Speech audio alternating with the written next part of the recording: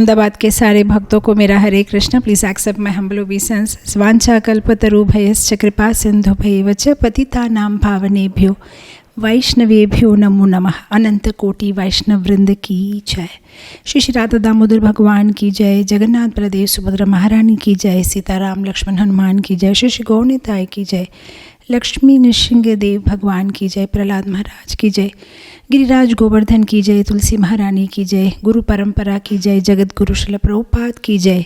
ISKCON वर्तमान गुरुवृंद की जय। हिज होलिनेस जय पताका स्वामी गुरु महाराज की जय। हरे कृष्णा। तो मैंने सोचा कि आज हम चैतन्य चरितामृत में से कुछ डिस्कस करेंगे। तो पहले एक 2 मिनट चैतन्य महाप्रभु को, नित्यानंद प्रभु, अद्वैत आचार्य और गौर भक्त वृंद को प्रणाम करते हुए हम आगे जाएंगे।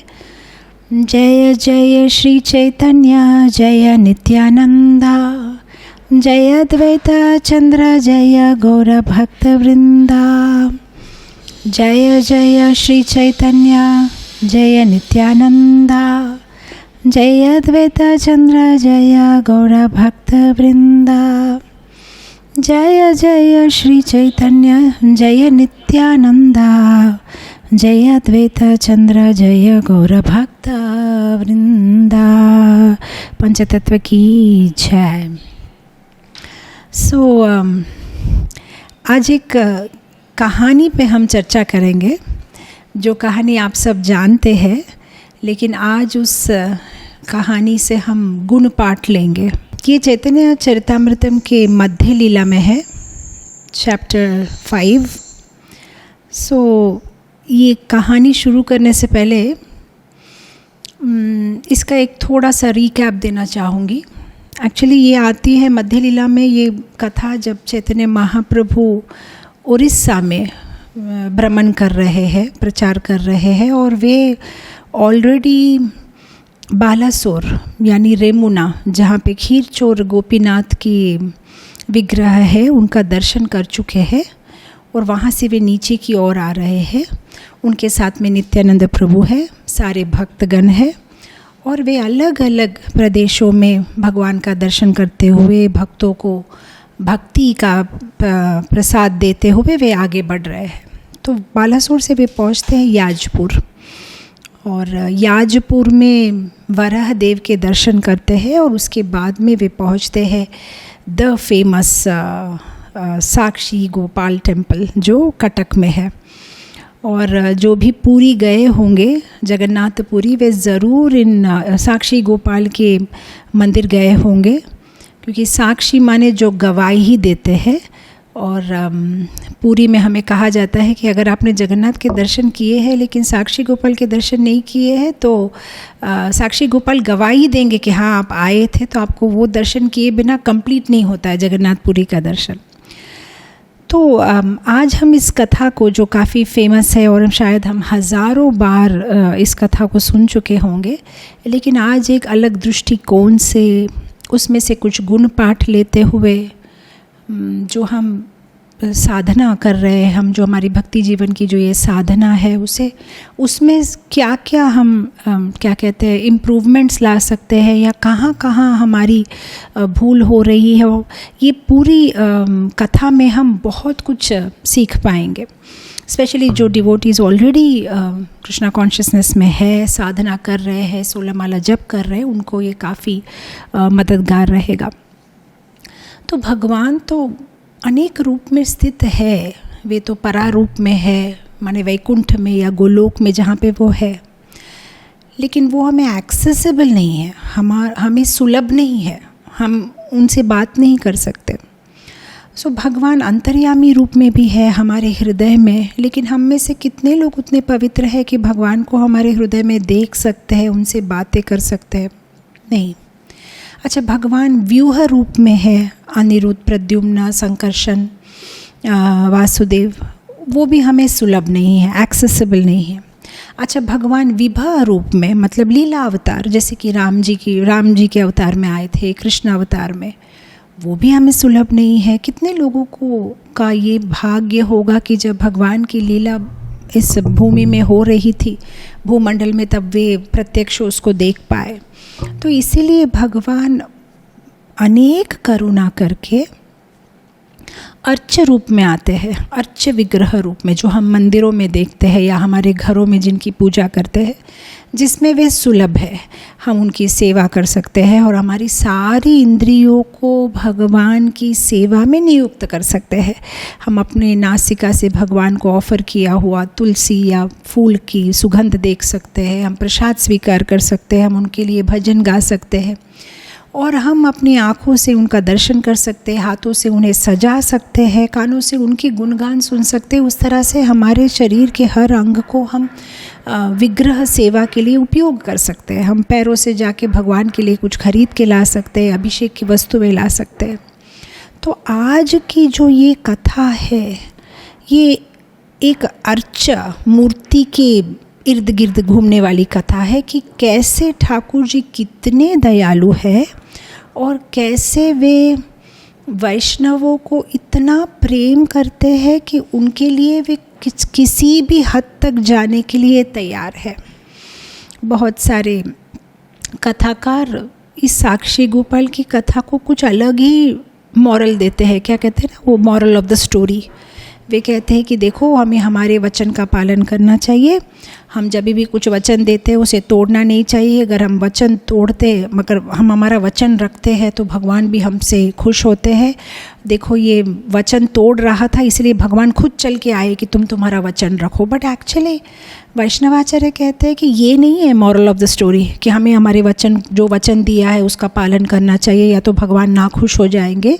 लेकिन मॉरल ऑफ द पूरा स्टोरी जो है साक्षी गोपाल का, जैसे जैसे हम आगे बढ़ेंगे हम देखेंगे कि इसमें बताते हैं कि भगवान कैसे अपने प्रिय भक्तों के लिए कुछ भी कर सकते हैं और प्रिय भक्तों की जीवन की छोटी छोटी बातें भी उनके लिए बहुत इम्पॉर्टेंट है और वे उसमें इंटरवीन करते हैं, उसमें वे दखल देते हैं और अपने भक्तों को प्रेम करते हैं और प्रेम का आदान प्रदान कैसे होता है। तो ये पूरी कहानी इसके इर्द गिर्द है।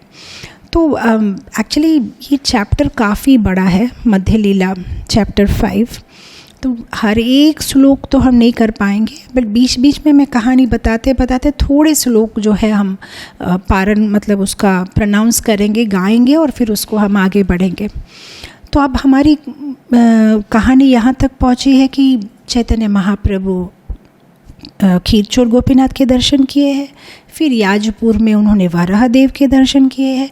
यहाँ पे एक इम्पॉर्टेंट पॉइंट आता है, जब याजपुर में वे वराहदेव के दर्शन करते हैं तो यहाँ पे एक 5 चीज़ें बताई गई है कि ये 5 चीज़ें हमें करनी चाहिए जब हम भगवान का दर्शन करते हैं।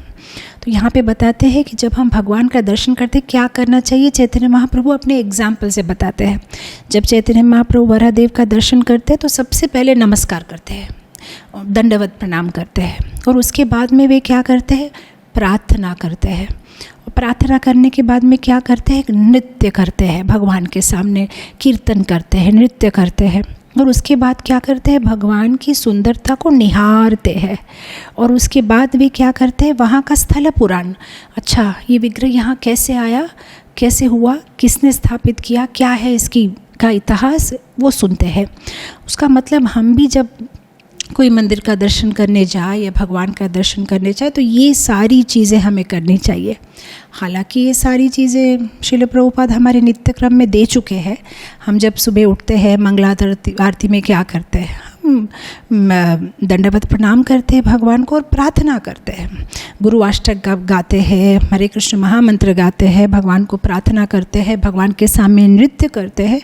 और दर्शनार्थी में हम क्या करते हैं, भगवान की सुंदरता को हम निहारते भी हैं और उसका भी गुणगान करते हैं। हम दर्शनार्थी में गाते हैं ना, गोविंदम आदि पुरुषम तमहम भजामि, आप कितने सुंदर हो, वेणु अरविंद दलायताक्षम, आपकी आँखें, हर चीज़ भगवान की जो है हम देखते हैं और उसकी प्रशंसा करते हैं। और उसके बाद में स्थल पुराण माने भागवत क्लास सुनते हैं कि हाँ यहाँ पे ऐसा हुआ था, भगवान जब इस अवतार में आए थे तो ऐसी लीला हुई थी। तो यहाँ पे चैतन्य महाप्रभु खुद करके बता रहे हैं कि ये सब चीज़ें होनी चाहिए जब हम भगवान के सामने आते हैं।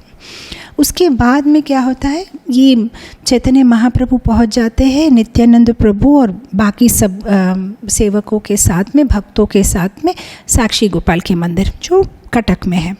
तो जैसे ही वे बैठते हैं, दर्शन करते हैं, ये सब होता है, फिर वे स्थल पुराण सुनना चाहते हैं तो नित्यानंद प्रभु की ओर देखते हैं। नित्यानंद प्रभु जो जब छोटे थे, 12 साल के थे, तब एक सन्यासी के साथ में वो निकल पड़े थे।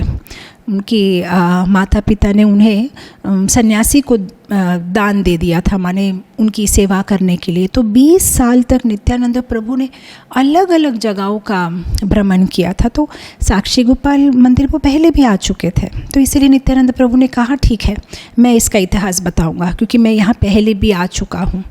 तो अभी सीन बहुत सुंदर है, सामने ठाकुर जी है, यहाँ भी ठाकुर जी है, चैतन्य महाप्रभु बैठे हैं, नित्यानंद प्रभु जो बलराम जी है वो कथा सुना रहे हैं और सारे भक्तगण ये कथा सुन रहे हैं। फिर नित्यानंद प्रभु शुरू करते हैं कथा को। वंस अपॉन ए टाइम, एक बार की बात है, 2 ब्राह्मण थे। अब जब साधारण कोई ये कथा सुनता है तो उनके मन में ये शंका आ सकती है कि कहानी तो शादी की है, कैसे 2 ब्राह्मण थे और कैसे वो अपनी बेटी की शादी कराना चाहता था। तो ऐसा टॉपिक पे इतना बड़ा डिस्कशन क्यों? लेकिन हमें समझना चाहिए कि ये बात शादी की है ही नहीं। जब चैतन्य चरितामृतम में या भागवतम में किसी लीला को बिठाया गया है तो उसके पीछे बहुत कारण होते हैं।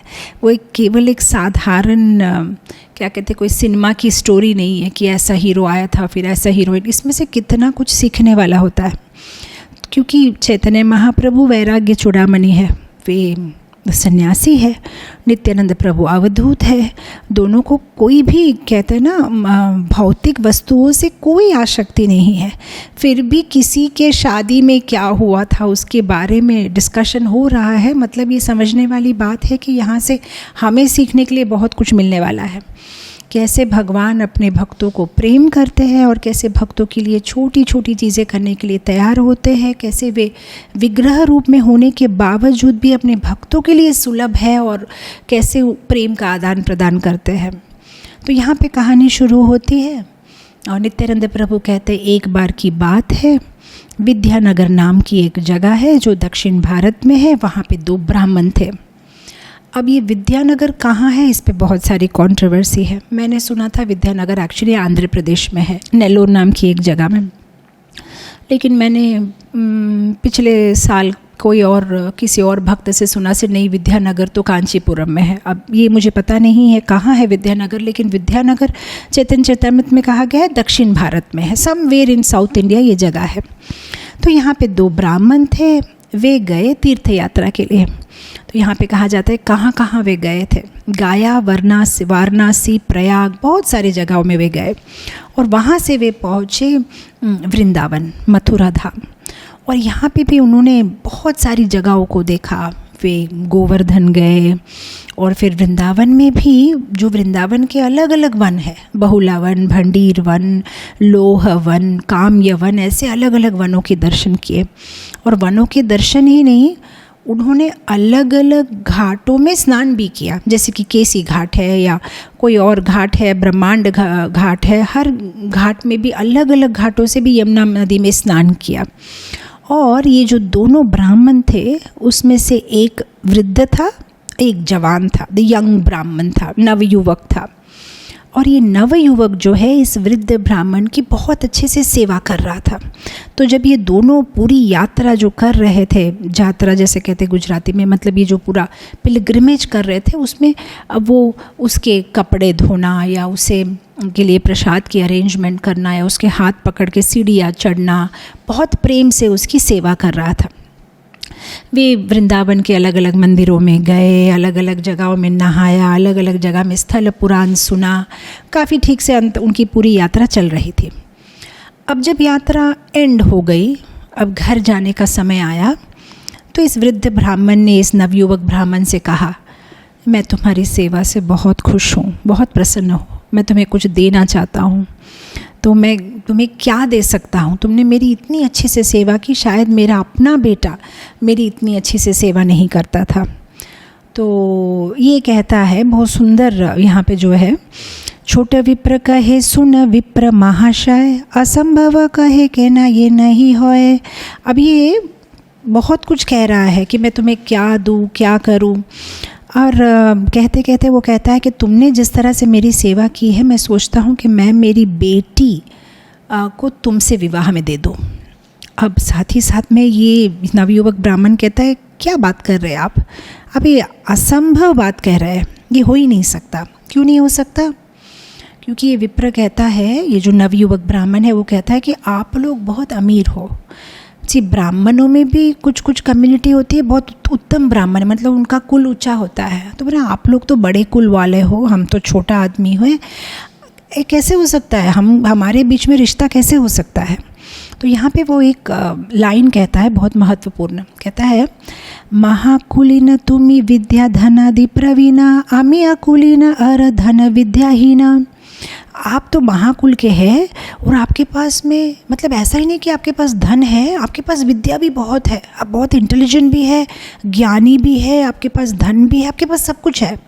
लेकिन मेरे पास अकुलीना, छोटे से कुल में मैं जन्मा हूँ और ना मेरे पास में धन है और ना मेरे पास में विद्या है। यहाँ पे बहुत सुंदर आचार्य कमेंट करते हैं कि जब बड़े ब्राह्मण के बारे में वो छोटा ब्राह्मण बात करता है तो विद्या को पहले रखता है, बाद में धन कहता है, क्योंकि आप तो बड़े महान हो, आप विद्या को ज़्यादा महत्व देते हो, धन को बाद में देते हो। और जब अपने बारे में बात करता है तो कहता है धन विद्याहीना, क्योंकि मैं तो छोटा आदमी हूँ, मेरे लिए धन बहुत बड़ी बात है। तो धन नहीं है, ना मेरे पास में विद्या है, ना मैं आपके जितना ज्ञानी हूँ। तो रिश्ता तो समान लोगों में होना चाहिए, तो मैं तो आपके समान हूँ ही नहीं, तो आप ऐसी बात मत करिए।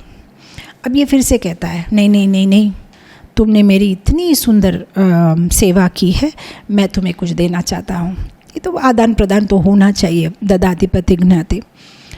अब ये बहुत सुंदर बात कहता है जो हमें for devotees it's very important. कहते हैं, कन्यादान पात्रामी नाहा ये तुम्हार, कृष्ण प्रीति करी तुम्हार सेवा व्यवहार। कहते हैं देखो, कन्यादान देने के लिए मैं सही पात्र नहीं हूँ, तुम्हारी बेटी को मुझे मत दो। और रही बात तुम्हारी सेवा करने की, तो मैंने तुम्हारी सेवा तुमसे कुछ मांगने के लिए या कुछ पाने के लिए नहीं की है। यहाँ पे बहुत बहुत इम्पॉर्टेंट बात कहता है, कृष्ण प्रीति करी तुम्हार सेवा व्यवहार। मैंने तुम्हारी सेवा किस लिए की? कृष्ण को आनंद देने के लिए। तो ये कितनी बड़ी बात है, क्योंकि कभी कभी जब हम वैष्णव सेवा करते हैं या किसी वैष्णव को सेवा देते हैं तो हम इमीडिएटली सोचते हैं कि मैंने कितना बड़ा उपकार किया इस पे, मैंने इसकी मदद की, कितने सेवा की, मैंने कितना मदद कर दिया इसको। पर हालांकि हम जब वैष्णव की सेवा करते हैं, हमारा लक्ष्य होता है भगवान को आनंद देना। जब हम वैष्णवों की सेवा करते हैं तो ठाकुर जी प्रसन्न होते हैं, और जब ठाकुर जी हम पे प्रसन्न होते हैं तो हमारी डिवोशनल सर्विस में, भक्ति में रुचि बढ़ती है, हमें टेस्ट आता है और हम भक्ति को और सिंसियरली कर सकते हैं और गोलोक धाम वापस जाते हैं। उसका मतलब जब हम वैष्णव सेवा करते हैं तो एक्चुअली हम किसी पे उपकार नहीं कर रहे हैं, हम अपने आप पे उपकार कर रहे हैं, हम अपने आप की मदद कर रहे हैं। तो यहाँ इतनी सुंदर बात। और इस श्लोक के तात्पर्य में, परपोर्ट में श्रील प्रभुपाद कहते हैं कि देखिए कितना इंटेलिजेंट है, क्योंकि ये जानता है, इवन श्रीमद् भागवतम के 11वें स्कंद के 19वें अध्याय के 21वें श्लोक में भगवान कहते हैं, मद भक्ता पूजाभ्याधिका। आप अगर मेरी भक्त की सेवा करते हो तो मैं ज़्यादा खुश होता हूँ, मुझसे भी ज़्यादा मेरी भक्त की सेवा करने से मुझे आनंद मिलता है। इनफैक्ट पद्म पुराण में भी एक श्लोक आता है जहाँ पे शिवजी पार्वती देवी से कहते हैं, वो कहते हैं कि आराधनानां सर्वेषां विष्णु आराधनं परं, तस्मात् परतरं देवी तदीयानां समर्चनम। सारी आराधनाओं में विष्णु की आराधना बहुत उत्तम है, लेकिन उससे भी उत्तम है विष्णु के भक्तों की आराधना करना, भक्तों की सेवा करना। तो वेदर श्रीमद् भागवतम हो या पद्म पुराण हो या वैष्णव आचार्यों की कमेंट्री, जैसे नरोत्तम दास ठाकुर कहते हैं कि छाड़िया वैष्णव सेवा, वैष्णव के सेवा छोड़ देने से निस्तार पाए छे केबा। क्या आपने ऐसा किसी के बारे में सुना है जिसने वैष्णव सेवा छोड़ दिया है फिर भी उसे भगवान मिले हैं? नहीं, ऐसा पॉसिबल ही नहीं है। अगर कोई वैष्णव का आश्रय नहीं लेता है तो उसे कृष्ण नहीं मिलते हैं। इनफैक्ट गौर गोविंद महाराज बहुत सुंदर पॉइंट कहता है कि अगर हमें वैष्णवों की ब्लेसिंग्स चाहिए तो हमें उनकी सेवा करनी चाहिए और वैष्णवों को आनंद देना चाहिए, तब जाके उनकी ब्लेसिंग्स या आशीर्वाद हमें मिलते हैं। तो गौर गोविंद महाराज कहते हैं कि हमें दंडवत भक्त नहीं होना चाहिए, जो क्या कहते हैं ना, दंडवत करता है और फिर रिक्वेस्ट करता है प्लीज़ मुझे थोड़ा सा ब्लेसिंग दे दीजिए ना, प्रभु जी मुझे आशीर्वाद दीजिए, प्रभु जी मुझे आशीर्वाद दीजिए। ऐसा नहीं मांगना चाहिए। गौर गोविंद महाराज कहते हैं कि आपको अच्छे से सेवा करनी चाहिए और इतनी अच्छे से सेवा करनी चाहिए कि वो जो भक्त जिसको आप सेवा दे रहे हो वो नेचुरली अपने दिल से आपके लिए आशीर्वाद निकले, तो वो सही आशीर्वाद है। ऐसा नहीं कि हम ज़बरदस्ती किसी को दंडवत प्रणाम करें और कहे मुझे आशीर्वाद दीजिए, मुझे आशीर्वाद दीजिए। नहीं, हम ये कह सकते हैं कि मेरे लिए प्रार्थना करिए, ये कहने में कोई गलती नहीं है। बट अगर हमें सच में उनका आशीर्वाद चाहिए तो हमें उनकी ऐसी सुंदर सेवा करनी चाहिए कि नेचुरली वो हमें आशीर्वाद दे। तो यहाँ पे वैष्णव सेवा का बहुत इम्पोर्टेंट महत्व दिया है। वो वैष्णव सेवा कर रहा था कृष्ण को खुश करने के लिए। और हम अनेक शास्त्र में देखते हैं कि रिनाउंड भक्त, बड़े बड़े भक्त भी जीवन के अंत में या भगवान से अगर कुछ मांगे हैं तो वैष्णव सेवा ही मांगे हैं, क्योंकि वे समझदार है, बुद्धिमान है और वो जानते हैं कि कृष्ण को आनंद देना है मतलब वैष्णव सेवा करना है। जैसे मुकुंदमाला स्तोत्र में कुलशेखर अलवार भी यही मांगते हैं कि मुझे क्या चाहिए, मेरे जीवन का फल, मेरे अंत में मुझे क्या चाहिए। भृत्य आपके जो भृत्य है, आपके जो सेवक है, उसकी परिचारक, उसका सेवक मैं बनना चाहता हूँ, बस मुझे और कुछ नहीं चाहिए। हे मधुकैत भारे, भगवान जिसने मधुकैत राक्षस का वध किया है, अगर आप मुझे कुछ देना चाहते तो बस इतना दे दीजिए। ऐसे भी मुकुंदमाला स्तोत्र में कहते हैं। इनफैक्ट अगर हम एक बाय एक सारे वर्सेस ले, कितनी सारी जगहों में भागवतम में इस बात को कहा गया है। इनफैक्ट वृत्सासुर, जब वे इंद्र उनका वध कर रहे हैं और वे अभी मृत्यु के निकट आ चुके हैं, तब वे भगवान से कहते हैं कि कोई बात नहीं, आप मुझे मार दीजिए जो भी है, बस एक ही चीज़ मैं आपसे मांगना चाहता हूँ कि कम से कम आने वाले जन्म में मैं भगवान के भक्त का सेवक बनूँ, बस मुझे उतना ही चाहिए। इनफैक्ट प्रहलाद महाराज और नरसिंहदेव का जो वार्तालाप होता है, जब हिरण्यकश्यप को वे मार देते हैं और प्रहलाद से पूछते हैं कि तुम्हें क्या चाहिए, तो प्रहलाद कहता है कि मैं नारद मुनि की सेवा करना चाहता हूँ, बस मुझे, क्योंकि उन्होंने मुझे ये पथ दिखाया है, मैं उनका सेवा छोड़ के और आपके पास आपके साथ कैसे जा सकता हूँ, मैं यहाँ रह के नारद मुनि की सेवा करना चाहता हूँ। इनफैक्ट श्रीमद् भागवतम के 10वें स्कंद में जब नलकुबेर और मणिग्रीव को भगवान उद्धार करते हैं, उन जो वृक्ष का शरीर में वे थे, जब उनका उद्धार होता है तो वे भी भगवान से यही मांगते हैं कि ठाकुर जी हमें ऐसी आँखें दो जिन आँखों से हम वैष्णवों का दर्शन कर सके, बस हमें और कुछ नहीं चाहिए। और वे कहते हैं कि तव अनुचर किंकरा, आपके भक्तों के सेवा कर सके, बस यही आशीर्वाद हमें चाहिए। आप देखिए मुंडक उपनिषद में वहाँ भी कहा गया है कि अगर हम भगवान के भक्तों की सेवा करते हैं तो हमारी कोई भी इच्छा जो मन में हो वो पूरी हो जाती है। इनफैक्ट बलदेव विद्याभूषण अपनी गोविंद भाष्य कमेंट्री में कहते हैं कि अगर भगवान से सबसे बड़ी चीज़, कुछ हाईएस्ट बेनेडिक्शन चाहिए तो बस हमें भगवान के भक्तों की सेवा करनी चाहिए। इनफैक्ट माधवाचार्य भी अपने कमेंट्री में हम इसको कंटिन्यू कर सकते हैं। बहुत सारी जगह हमें प्रूफ मिला है कि कैसे भगवान की भक्तों की सेवा करने से भगवान को आनंद मिलता है। इवन श्वेतेश्वर उपनिषद में कहा गया है कि अगर शास्त्र को समझना है तो कैसे हम समझ सकते हैं, अगर किसी भक्त की सेवा करें। इनफैक्ट इतिहास समुच्चय में भी कहा गया है, चैतन्य चरितामृत में बहुत सारी जगह कहा गया है और पद्म पुराण के उत्तरखंड में कहा गया है। तो मेन सार ये है कि हमें वैष्णव की सेवा करनी चाहिए और किस एटीट्यूड से करनी चाहिए कि मैं अगर वैष्णव की सेवा करूँगा तो भगवान आनंदित होंगे, भगवान प्रसन्न होंगे, ये हमारा एटीट्यूड होना चाहिए।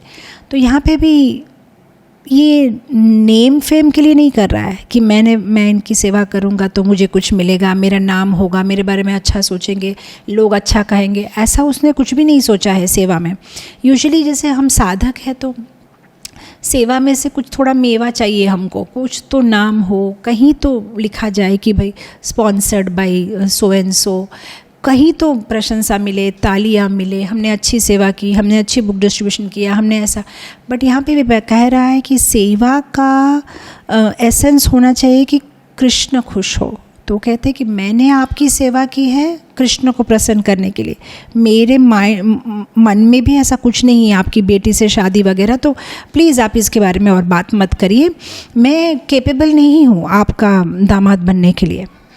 अब इतना कुछ सुनने के बाद में भी ये फिर से कह रहा है नहीं नहीं, तुम ऐसा मत कहो, तुम मेरे पे संदेह मत करो, ऊंचा नीचा जात की कोई बात नहीं है, मैं अपनी बेटी को तुमसे शादी कराना चाहता हूँ, मैंने ये डिसीजन ले लिया है, प्लीज़ तुम इसको एक्सेप्ट करो। अब जब वो इतनी बार कह रहा है तो अभी एक लास्ट तर्क देता है ये जो छोटा ब्राह्मण नवयुवक, कहता है देखिए ऐसा आपको बात नहीं देनी चाहिए मुझे, आप घर जाइए, अपनी पत्नी से बात करिए, अपने बच्चों से बात करिए, अपने रिश्तेदारों से बात करिए, सोच समझ के इस डिसीजन को लीजिए, आप एकदम क्या कहते हैं भावुक होके मुझे वचन मत दीजिए। अभी ये भी बहुत बड़ी सुंदर बात है, जैसे हमारे जीवन में भी साधक, जब हम जो साधक है जब कभी कभी बहुत अच्छे मूड में होते हैं तो बहुत सारी प्रतिज्ञा ले लेते हैं, हम रोज़ भागवत पढ़ेंगे, हम रोज़ इतना माला करेंगे, हम इतनी बुक डिस्ट्रीब्यूशन करें, बहुत सारे हम वचन ले लेते हैं। पर यहाँ पे कहा गया है कि खुशी का माहौल हो या दुख का माहौल हो, बहुत जल्दी कोई डिसीजन नहीं लेना चाहिए, हमें बहुत पीसफुल माइंड से सोचना चाहिए। स्पेशली जब हमारे साथ कोई घटना घटती है, कोई कुछ डिस्टर्ब हो गया और हम एक मन में सोच रहे थे कि अब तो इनके फैमिली के साथ कभी बात नहीं करनी है, ये लोग ने हमारे साथ ऐसा किया, अब हम उसके साथ रिश्ता तोड़ देंगे। तो यहाँ पे कहा गया है, इनफैक्ट इंग्लिश में भी एक कहावत है, don't take permanent decisions based on temporary situation. प्रस्तुत जो सिचुएशन में आप है उसको नज़र में रखते हुए फ्यूचर का कोई बड़ा डिसीजन मत लीजिए, थोड़ा सा पेशेंस रखिए। परिस्थिति चेंज होते हैं, लोग चेंज होते हैं, हमारे कर्म चेंज होते हैं, सब कुछ चेंज होता है। तो ज़्यादा भावुक स्थिति में जब होते हैं तब हमें कोई डिसीजन नहीं लेना चाहिए, वेदर दुखी या सुखी। जब हम शांत हो, स्थिर हो, तभी हमें डिसीजन लेना चाहिए। तो यहाँ पे ये समझाता है कि आप भावुक मत होइए, आप अपने घर जाइए, सबसे पूछिए, उसके बाद वचन दीजिए।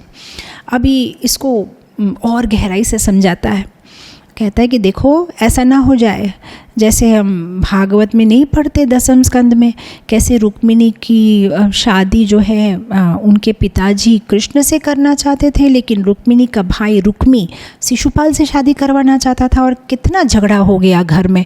तो ऐसा आपके घर में ना हो, आप सबसे पूछो। ये भी एक बहुत सुंदर बात है कि कैसे शास्त्र में हम जो भी सुनते हैं, पढ़ते हैं, वो हमारे जीवन में आचरण में लाना है। ऐसा नहीं कि ये केवल एक कहानी है, सुना, अच्छा लगा, अच्छा बोला, क्लास अच्छा था, चलो निकलते हैं। नहीं, जब हमारे जीवन में कोई भी अनुकूल या विपरीत परिस्थिति आती है, प्रतिकूल परिस्थिति आती है, तो हमें शास्त्र के पास जाना चाहिए। उसमें क्या हुआ था, तब क्या किया था, भगवान ने कैसे रिएक्ट किया था, भक्तों को कैसे होना चाहिए, उनके मनोभाव कैसे होना चाहिए। तो ये एक बुद्धिमान व्यक्ति का सिम्टम है। जैसे प्रभुपाद जी कहते हैं ना कि जो बुद्धिमान होता है वो केवल सुनने से बातों को समझ लेता है और आचरण में लेके आता है। जो थोड़ा कम बुद्धिमान होता है वो सुनने से नहीं बनता है, उसको देखने से, अरे हाँ इसकी भी ज़िंदगी बर्बाद हो गई, ऐसा नहीं करना चाहिए, मैं थोड़ा केयरफुल रहूँगा, किसी और को देखने से। उससे भी थोड़ा कम बुद्धिमान जो होता है वो ना सुनने से समझता है, ना देखने से समझता है, वो केवल अनुभव करने से समझता है। और जो उससे भी गया गुजरा होता है वो बार बार अनुभव करने के बाद भी उसी गलती को बार बार दोहराता है। तो हमारा जो ये नवयुवक ब्राह्मण है इस कहानी में बहुत बुद्धिमान है, वो सोचता है देखो कैसे हुआ था रुक्मिणी जी के जीवन में, घर में झगड़ा हो गया था, ऐसा नहीं होना चाहिए, आप मुझे ऐसा वचन मत दीजिए, आप घर जाइए आराम से और अपने लोगों से बात करिए। अब ये बड़ा ब्राह्मण कहता है देखो मेरी बेटी मेरा धन है, यहाँ पे बंगाली में श्लोक है, बड़ विप्र कहे कन्या मोरा निज धन दीते निषेधिबे को न जान। कौन है मुझे रोकने वाला? मेरी बेटी मेरा निज धन, मेरा धन है, मेरी मर्जी में उसको किससे शादी कराओ, मुझे कौन रोकेगा? मैंने निश्चय कर लिया है और मैं तुमसे ही शादी कराऊंगा। अब इतने बार बोलने के बाद भी ये मान नहीं रहे, कहते हैं माय डियर बॉय मेरी बात सुनो, वो नवयुवक प्लीज़ मेरी बेटी को स्वीकार करो, मैं तुम्हें दान देना चाहता हूँ। और यहाँ पे एक बहुत इम्पॉर्टेंट बात वो कहता है कि अगर घर जाने के बाद कोई मेरा तिरस्कार करेगा, कोई मेरा निंदा करेगा, कोई मुझसे तर्क करेगा, मैं किसी की बात नहीं मानूंगा। मैंने निश्चय कर लिया है, अब सिर्फ तुम्हारी तरफ से देरी हो रही है, बस तुम मान जाओ। अभी ये कहता है ठीक है, क्योंकि ब्राह्मण जब कुछ बात कहते हैं या वैष्णव जब कुछ मुंह से बोलते हैं, ये बहुत इम्पॉर्टेंट है, क्योंकि वैष्णव जो होते हैं वो भगवान के कहते हैं ना मुंह है भगवान का, क्योंकि भगवान की बातें ही निकलती है उनके मुंह से। सो वैष्णव जब कुछ कहते हैं इट्स वेरी वेरी क्या कहते हैं ना, उसकी बहुत ज़्यादा वैल्यू होती है। तो अब ये कहता है कि देखो आप इतनी बड़ी बात जो बोल रहे, उसको चिंता हो रही है नवयुवक को कि ये तो ब्राह्मण है, वैष्णव है, इनके मुंह से निकली हुई बात तो वृथा नहीं जानी चाहिए, लेकिन घर की परिस्थिति तो उनकी ठीक नहीं है, मानेंगे कि नहीं मानेंगे, लेकिन ये इतनी बड़ी बात बोल रहे हैं, क्या किया जाए। एक्चुअली वैष्णवों का बोलना इतना पावरफुल है। मुझे तुलसीदास जी की कथा याद आ रही है, कैसे एक बार तुलसीदास जी स्नान करके बाहर आ रहे थे तो एक विधवा ने उनको प्रणाम किया तो इन्होंने कह दिया सौभाग्यवती भव, और बाकी सब वहाँ पे तर्क मतलब क्या कहते वहाँ पे शॉक हो गए, कहा कि अरे तुलसीदास जी आपने उसको ऐसा आशीर्वाद किया, लेकिन अभी अभी उनके पति गुजर गए हैं, वो स्नान करके आपका आशीर्वाद ले रही है। तो अभी वैष्णव की बात तो व्यर्थ नहीं जाती, वृथा नहीं होती है। तो वहाँ जो उनकी शव थी उनके पति की, वो जाग गया, उसमें फिर से प्राण आ गए, क्योंकि भगवान कभी भी वैष्णव की कही हुई बात को व्यर्थ नहीं जाने देते। उतना इम्पोर्टेंट होता है जब वैष्णव के मुंह से कुछ निकलता है। तो इसलिए ये नवयुवक सोचता है कि इतनी बड़ी प्रॉमिस दे रहे हैं ये, लेकिन क्या ये फुलफ़िल कर पाएंगे? इसलिए वो एक छोटी सी रिक्वेस्ट करता है, कहता है ठीक है आप अपनी बेटी को देना चाहते हैं, मैं शादी के लिए तैयार हूँ, मेरी एक छोटी सी रिक्वेस्ट है, आपने अभी जो मुझे ये वादा किया एक बार भगवान के सामने करिए। अब उन दिनों में वृंदावन में, जो अभी हम जब वृंदावन जाते हैं जो गोविंद जी मंदिर देखते हैं, तब वहाँ पे गोविंद जी का मंदिर नहीं था, वहाँ पे गोपाल जी का मंदिर था। बहुत बड़ा मंदिर, सुंदर मंदिर था, और इतना सुंदर था अगर हम डिटेल्स में पढ़ते तो हमें पता चलता कि वे इतने सुंदर थे गोपाल जी के विग्रह कि ये वृंदावन से निकलना चाह रहे थे, यात्रा कंप्लीट हो गई थी, फिर भी 2-4 दिन ज़्यादा रुक गए थे उनकी सुंदरता को देखते हुए। तो अब ये छोटा विप्र ब्राह्मण कहता है आप चलिए गोपाल जी के सामने ये बात कहिए। क्यों ऐसा करवाता है? क्योंकि वो मन में सोचता है कि अगर गोपाल जी के सामने ये बात कहेगा तो इस बूढ़े ब्राह्मण के मन में भी एक डर रहेगा कि नहीं, मैंने ठाकुर जी के सामने ये वादा किया है, मैं पीछे नहीं हट सकता मेरी बात से। इनफैक्ट श्रील प्रभुपाद जी बहुत बार कहते थे कि कोई भी झगड़ा सॉर्ट आउट करना है तो विग्रह के सामने जाके खड़े रह जाओ, क्योंकि कोई भी भक्त कितना भी गया गुजरा हो विग्रह के सामने झूठ नहीं बोलेगा। तो कहते कि दोनों पार्टी को विग्रह के सामने खड़ा रह के भगवान से के सामने बोलना चाहिए कि हाँ मैंने ऐसा किया या मैंने ऐसा नहीं किया, जो भी बोलना चाहते हैं। तो यहाँ पे कहते हैं कि आप चलिए मेरे साथ और भगवान के सामने कह दिए। वो कहा ठीक है कोई बात नहीं, चलो चलते हैं। तो गोपाल जी के सामने उसने कह दिया, बूढ़े ब्राह्मण ने कि गोपाल जी सुनिए, मैं अपनी बेटी का विवाह इससे करना चाहता हूँ, मैंने इसे प्रॉमिस दे दिया है। अब जो छोटा ब्राह्मण है, छोटा विप्र, वो ठाकुर जी से बहुत सुंदर प्रार्थना करता है, कहते हैं ठाकुर जी ठीक से सुना तो आपने, क्योंकि आपको आगे चल के अगर ये बात से मुकर जाता है तो गवाही आपको ही देनी है, इसीलिए कह रहा हूँ ठीक सुना ना आपने ठीक से उसने क्या कहा। तो अब यहाँ पे ये बात हो गई, चलो ठीक है, अब दोनों गले मिल लिए, अब वापस जाना है घर जहाँ से वो आए हैं, विद्यानगर। तो यहाँ पे भी एक सुंदर बात कृष्णदास कविराज गोस्वामी कहते हैं कि जब वे वापस जा रहे हैं घर, तो अब तो ये दामाद बन गया ना, रिश्ता थोड़ा सा बदल गया, लेकिन फिर भी बहुत ही ज़्यादा रेस्पेक्टफुल, बहुत ही ज़्यादा मान देते हुए, बहुत ही मतलब ऐसे भाव से ये छोटा ब्राह्मण बड़े ब्राह्मण की सेवा कर रहा है जैसे कि ये बड़ा ब्राह्मण उनका गुरु हो, उतना रेस्पेक्टफुल है। तो ये एक बहुत सुंदर बात है, क्योंकि कभी कभी क्या होता है ना, जैसे संस्कृत में कहते हैं ना कि अति परिचय, किसी के साथ अति परिचय हो जाए तो क्या होता है, अवज्ञा। जैसे इंग्लिश में कहावत है कि फेमिलियरिटी ब्रीड्स कंटेम्प्ट। जब जैसे हमारे लाइफ में ऐसा होता है, जब हम लोग इस्कॉन में नए नए आए थे तो हर चीज़ बहुत अच्छी लगती थी और हम बहुत ज़्यादा रेस्पेक्टफुल, मतलब कोई डिवोटीज़ को देखने से प्रणाम करना, ये ले सकते हैं क्या, इसको यहाँ रख सकते हैं क्या, वो आरती भी मतलब लेने के बाद हम कहाँ रखें देखना, सबके ऊपर में एक रेस्पेक्ट, एक मान। लेकिन धीरे धीरे क्या होता है, जब वहाँ के जो अध्यक्ष है या शिक्षा गुरु है या दूसरे भक्त है, उनके साथ जब परिचय बढ़ जाता है ना, तब हम बहुत ज़्यादा कैजुअल हो जाते हैं। ठीक है, कभी प्रणाम किया तो किया, कभी भूल गए तो भूल गए, बाबा हम सेवा में बिज़ी है, अभी ये बना रहे थे, हम बहुत ज़्यादा कैजुअल हो जाते हैं क्योंकि रिश्ता है अभी। जैसे उदाहरण दिया गया है कि जैसे जो ट्राइबल लेडीज़ होती है ना, गिरजन जो कहते हैं, वो जो मलया पर्वत पे रहते हैं जहाँ पे बहुत सारे चंदन के झाड़ है, वे चंदन के झाड़ को बहुत ही क्या कहते हैं ना, सिंपल सोचते हैं। उनको अगर ठंडी लगती है तो चंदन के झाड़ को काट के आग लगा के थोड़ा सा अपने आप को सेक लेते हैं गर्मी के लिए, या कभी खाना बनाना है तो चंदन के झाड़ को जो है काट के फायरवुड के जैसे यूज़ कर लेते हैं। लेकिन हम जब सुनेंगे हमें शौक लगेगा कि चंदन के झाड़ से कोई खाना बनाता है क्या, कितना कॉस्टली है। लेकिन उनके लिए अरे एक नहीं तो 2000 पेड़ है, क्या हो गया अगर एक तोड़ लिया तो, क्योंकि ओवर फेमिलियरिटी एंड अबेंडेंस इतना अवेलेबल है कि उसकी वैल्यू नहीं है। तो कभी कभी हमारे साथ भी ऐसे होता है, हम जब रेगुलरली मंदिर जाते हैं, भक्तों का संग लेते हैं, तो इतना ज़्यादा संग अवेलेबल है कि हमें लगता है कि अच्छा ठीक है, नहीं गए तो नहीं गए, नई बात की तो नई बात की, नई सेवा की क्या है, मतलब हर चीज़ को हम बहुत ज़्यादा ईजी ले लेते हैं, क्योंकि हम जानते हैं अरे ये संडे नहीं तो नेक्स्ट संडे जाएंगे, ये क्लास मिस हुआ तो नेक्स्ट क्लास सुन लेंगे, रिकॉर्डिंग तो मिल ही जाएगा यूट्यूब में। उतना वैल्यू हमें नहीं है क्योंकि सब कुछ अवेलेबल है। ठीक है, क्लास नहीं सुना तो हज़ारों लेक्चर अवेलेबल है यूट्यूब में सुनने के लिए। तो ओवर अबैंडेंस, बहुत ज़्यादा कोई चीज़ मिल जाती है ना, तो उसकी वैल्यू नहीं होती।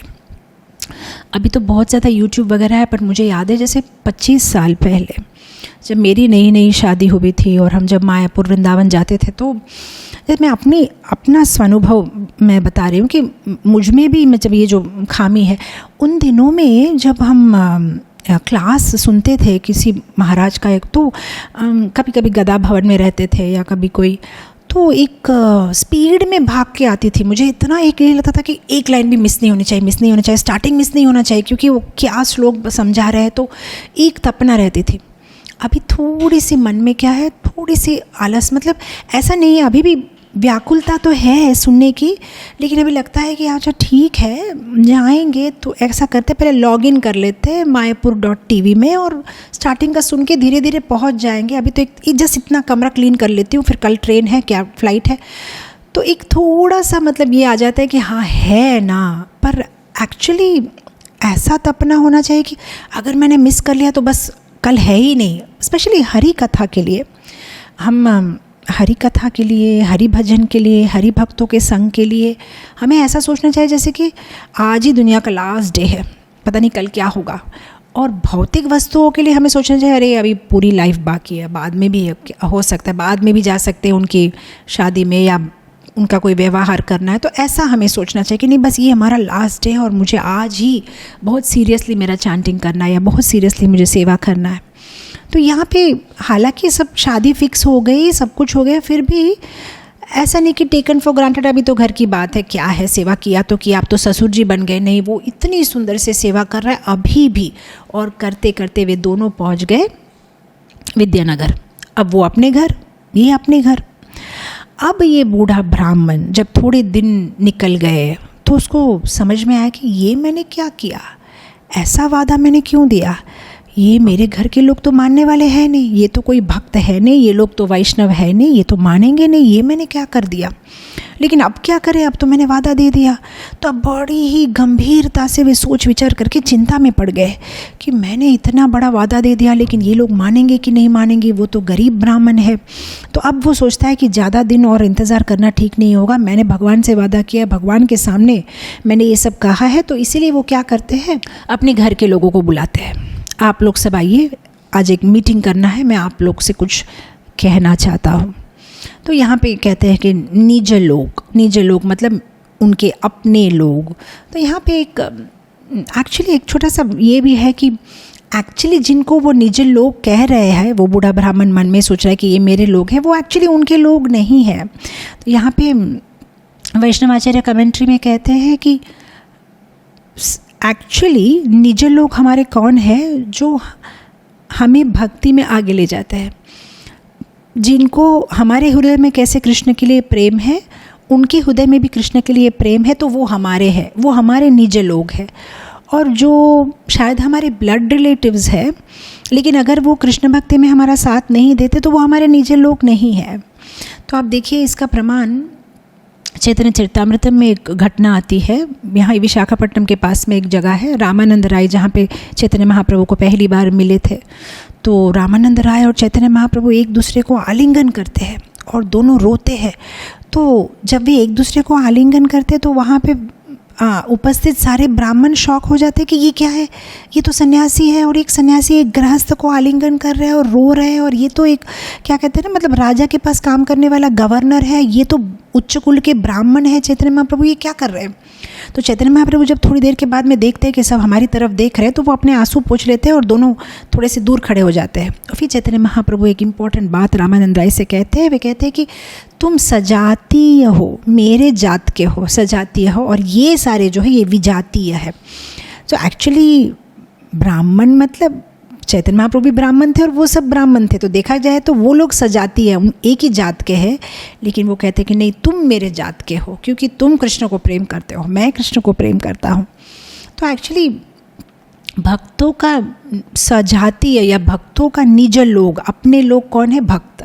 भक्तों के भक्त ही निज लोग है, बाकी सब निज लोग नहीं है। और जो हमें भक्ति में आतंक, भक्ति में जो हमें ऑब्स्टेकल्स लेके आते हैं, उनका वो हमारे अगर ब्लड रिलेटेड हो तो भी उनका त्याग कर सकते हैं। ऐसे शास्त्र में एग्जाम्पल्स है। हम देखते कैसे भरत महाराज ने अपनी माता कैकेयी का त्याग कर दिया, हमने देखा प्रहलाद महाराज ने अपने पिताजी हिरण्यकशिपु का त्याग कर दिया, हमने देखा बलि महाराज ने अपने गुरु शुक्राचार्य का त्याग कर दिया, गोपियों ने अपनी पतियों का त्याग कर दिया और भगवान के लिए वो रात को निकल पड़े भगवान के साथ में लीला करने के लिए। हम देखते हैं ऐसी ऐसी बहुत सारी एग्जाम्पल्स हम दे सकते हैं। जैसे कि विभीषण, रावण उसका भाई था, फिर भी रावण का त्याग कर दिया भगवान के लिए। तो कहा जाए तो टेक्निकली वो उनके निज लोग हैं, अपने लोग हैं, ब्लड रिलेटेड है, लेकिन वो काफ़ी क्लियर है इस बारे में कि जो भगवान का भक्त है वो मेरे है, वो मेरे निज लोग हैं, बाकी मेरे अपने नहीं है। तो यहाँ पे ये ब्राह्मण अपने निज लोग, अपने सो कॉल जो कुटुंबवासी है, जो ब्लड रिलेटेड है, सबको बुलाता है और कहता है कि मैं आप सबसे एक इम्पॉर्टेंट बात कहना चाहता हूँ। तो कि कहिए। फिर पूरा वृत्तांत सुनाता है कि जब मैं ऐसे यात्रा में गया था, इसने मेरी सेवा की, तो मैंने उसको वादा कर दिया कि मैं अपनी बेटी को दूंगा। अब ये सब गुस्सा हो जाते हैं, आपका दिमाग खराब है, ऐसे कैसे आपने कर दिया, आप कौन है वादा देने वाले, आप तो बूढ़े हो चुके हैं, हम डिसीजन लेंगे। उनकी पत्नी भी काफ़ी गुस्सा हो जाती है, वो कहती है कि मैं विष खा लूँगी, मर जाऊँगी मैं अगर आप ऐसी बात कहेंगे। तो आपने आज जो कह दिया फिर से मत दोहराना, इस बात को भूल जाओ। यहाँ पे सब ये आपने जो कहा हमने सुना नहीं, दैट्स इट, आपने कुछ कहा नहीं, यहाँ पे भूल जाओ। और उनके जो बच्चे हैं वो भी चिल्लाते हैं कि ये क्या किया आपने। तो ये सब जब बातें चल रही है तब इनको और भी दुख लग रहा है कि ये क्या हुआ। अब ये लोग तो मानने वाले हैं नहीं, क्योंकि वे लोग क्या कहते बहुत रईस वर्ग के थे, वो लोग काफ़ी अमीर ब्राह्मण थे। तो अभी एक बात वो कहता है बूढ़ा ब्राह्मण, देखो अगर मैं मेरा वादा पूरा नहीं करूँगा तो बहुत बड़ा लॉस हो जाएगा। तो ये कहते लॉस हो जाएगा, क्या लॉस हो जाएगा। तो अभी ये ब्राह्मण कहता है कि देखो मैंने ये बात कहाँ कही थी, तीर्थ वाक्य केमो ने करी आना, तीर्थ स्थान में, वृंदावन जैसे तीर्थ स्थान में भगवान के सामने मैंने ये वादा किया, तो ये छोटी बात नहीं है। मैं इस वादे से मुखर जाऊंगा तो लोग मेरी हंसी उड़ाएंगे। और मैं एक कैसा उदाहरण प्रस्तुत कर रहा हूँ कि एक ब्राह्मण होके, उच्च कुल के ब्राह्मण होके वादा से मुखर जाना, मैं नहीं कर सकता ये बात। तो अभी उनके जो बच्चे हैं उनको पूछ रहे, अच्छा कौन था उधर जब आपने ये वादा किया, बताइए कितने लोग थे वहाँ पे, किसने किसने सुना कि आपने ये वादा किया? तो वो ब्राह्मण कहते 3 जन थे। अच्छा कौन थे वो 3 जन? तो मैं और वो ब्राह्मण और भगवान गोपाल जी। अब जैसे ही वो कहता है कि गोपाल जी थे, वैसे उसके बच्चे जोर जोर से हंसने लगते हैं। वो आप कहना चाह रहे कि मूर्ति के सामने आपने कहा बस यही बात तो है? अरे बाप रे, इसमें क्या नुकसान हो जाएगा? वो मूर्ति कौन सा आने वाली है हमको कुछ बोलने के लिए? हम कौन सा उनके पास में जाने वाले हैं? बात को यही ख़त्म करो, आप दोनों ही तो थे। और मूर्ति थोड़ी सुन सकती है, बोल सकती है, चल सकती है, आ सकती है। भूल जाओ इस बात को यहाँ पे। अब जैसे वो ऐसे बोलने लगता है, इसको और भी दुख लगता है कि अरे मेरा बेटा कितना अपराध कर रहा है। भगवान के जो अर्च विग्रह होते हैं, वे सुनते हैं, वे बोलते हैं, वे देखते हैं, वे भगवान स्वयं है। और ये कैसी कैसी बातें कर रहा है। सी, भगवान के सामने जब कोई प्रॉमिस दी होती है तो उसे तोड़ना नहीं चाहिए। ये बहुत बड़ा अपराध है। और ये बूढ़ा आदमी को शास्त्र का, बूढ़े ब्राह्मण को शास्त्र का ज्ञान है, इसलिए उसे काफ़ी डर लग रहा है कि अब क्या होगा। ये तो मैंने भगवान के सामने। सी, हम भी जो साधक है, हमने दीक्षा ली है, हमें भी ऐसी चिंता होनी चाहिए। मैंने भगवान के सामने गुरु को अग्नि साक्षी होके भक्तों के समक्ष वादा किया है, 16 माला करूँगी, 4 नियम का पालन करूँगी। कैसे ये वादा तोड़ सकते हैं हम? तो हमें भी ये चिंता होनी चाहिए, रोज़ ये चिंता होनी चाहिए। इनफैक्ट देखा जाए तो उस बूढ़े ब्राह्मण ने तो केवल एक विग्रह के सामने, गोपाल जी के विग्रह के सामने प्रण किया था, वादा दिया था।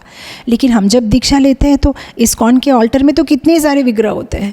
जगन्नाथ जी होते हैं, सीताराम लक्ष्मण होते हैं, राधा दामोदर होते हैं, अर्च विग्रह, कितने सारे विग्रह के सामने हम लेते हैं।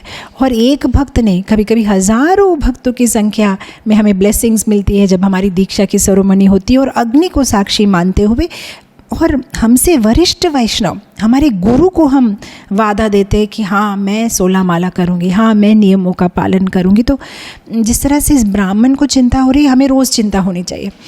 और ऐसा भी कर सकते जैसे एवरीडे एक चैलेंज के जैसे ले सकते हैं कि हाँ आज के दिन मैं माला करूँगा, आज के दिन जो चीज़ मुझे मेरे माला से या मेरी सेवा से, मेरी भक्ति से दूर ले जाता है, मैं उन चीज़ों को से दूर रहूँगा, मैं उन चीज़ों का स्पर्श नहीं करूँगा।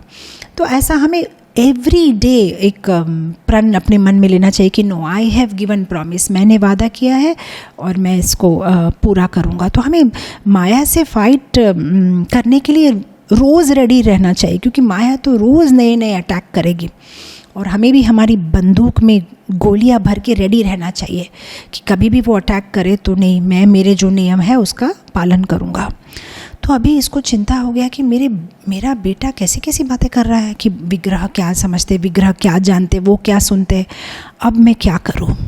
तो अभी जो है ये बेटा उनको समझाने लगता है, देखिए पिताजी आप एक काम करिए, आपको झूठ बोलने की भी ज़रूरत नहीं। आपको डर लग रहा है ना कि विग्रह के सामने आपने वादा किया था।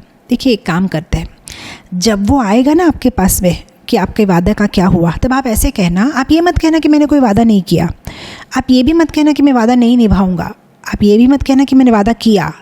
आप क्या कहना, मुझे याद नहीं है, मैं बूढ़ा हो गया ना, मैंने तुमसे क्या वादा किया, क्या कहा था, मुझे याद नहीं है, बस इतना बोल दीजिए। और उसको बड़ी बड़ी एग्जाम्पल दे रहा है उसका बेटा, कि उसका बेटा जो है वो भी एक क्या कहते हैं एथिस्ट था, लेकिन रघुनाथ स्मृति के फॉलोवर था। तो बड़ा बड़ा ज्ञान दे रहा है कि जिस तरह से युधिष्ठिर महाराज ने द्रोणाचार्य को कहा था अश्वत्थामा हत इति गजहा, कहते कि अश्वत्थामा जो है वो मर गया है, लेकिन फिर धीरे से कहा कि गजा एलिफेंट, उस तरह से आप झूठ भी मत बोलना, आप सच भी मत बोलना, बस आप केवल ऐसा कहो। तो उतना अगर आप हमारे लिए करो तो हमें काफ़ी है, बाकी मैं देख लूँगा, आप चिंता मत करो। अब ये मन में सोच रहा है कि ये क्या क्या उल्टा उल्टा सिखा रहा है। एक तो भगवान के प्रतिमा पे इसको विश्वास नहीं है, ये भगवान को मूर्ति सोचता है। तो अब मैं, और मुझे उल्टा सिखा रहा है कि सच मत बोलो, झूठ मत बोलो, अब मैं क्या करूँ। से एक्चुअली जो भक्त होते हैं वे भगवान को सर्वत्र देखते हैं और सब में देखते हैं। इवन भगवद गीता के 6 अध्याय में भगवान कहते हैं ना, यो माम पश्यति सर्वत्र सर्वत्र मयि पश्यति।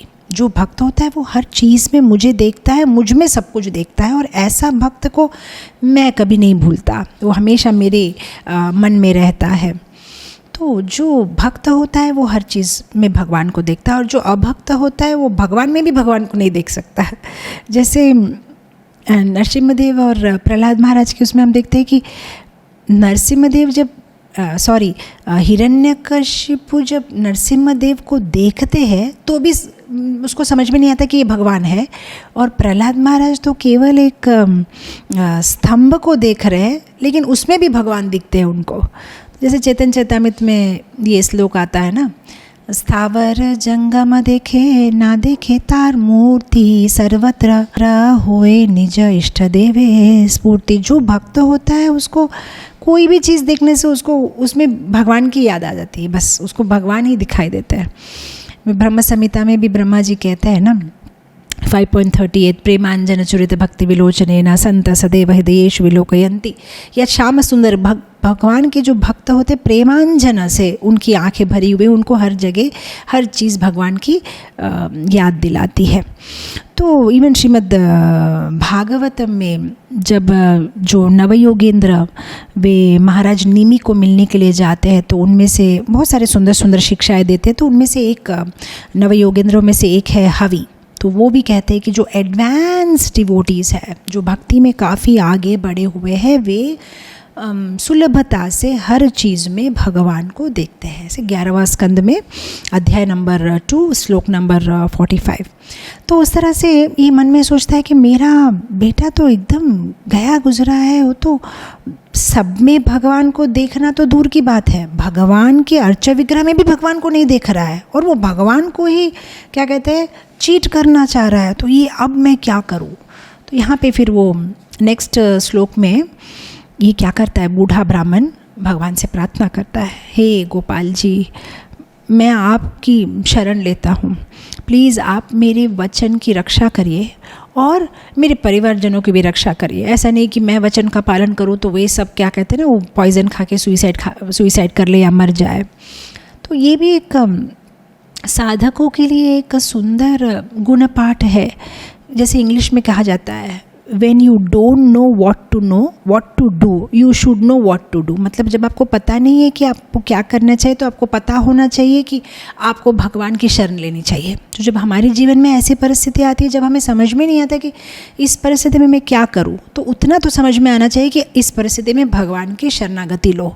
तो अब ये तो समझ चुका है कि मेरे से तो कुछ होना देना है नहीं, अब जिस तरह से ये सब मुझे अटैक कर रहे हैं, ठाकुर जी केवल आप मेरी रक्षा कर सकते हो, आप मेरे वचन का पालन करिए, कुछ तो आप करिए।